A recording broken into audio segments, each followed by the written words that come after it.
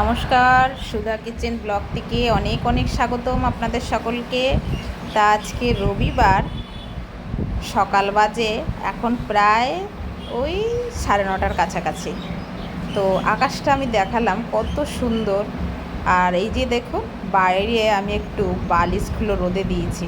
তো অনেকে হাসবে যে গরমকালে আবার কেউ বালিশ রোদে দেয় নাকি। হ্যাঁ, আমি দিয়েছি। তার কারণ কেন জানো?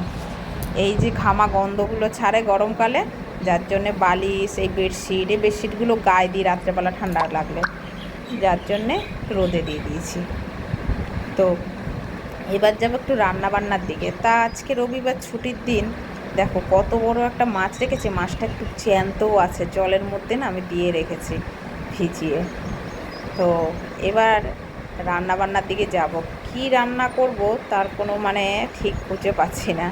তো যাই হোক, মাছটাকে তো জল দিয়ে রেখেছি, যাক ওই যে একটু একটু করে না জল খাচ্ছে দেখছি। তো এবার যাব রান্নাঘরের দিকে, একটু রান্না বান্না করতে হবে। আরও একটু জল দিয়ে দিলাম, দেখছি ওই যে জল খাচ্ছিল যখন, আমি বললাম যে একটু জল দিয়ে দিই আর একটু বেশি করে। মাছের তো জলেই প্রাণ, যার জন্য আরও একটু জল এনে ওর মধ্যে দিয়ে দিলাম। দেওয়াতে দেখছি কি বেশ ভালোই জলও খাচ্ছে। আর এই যে এখানে কিছু সবজি রেখেছি, এই যে ভাতও বসিয়ে দিয়েছি।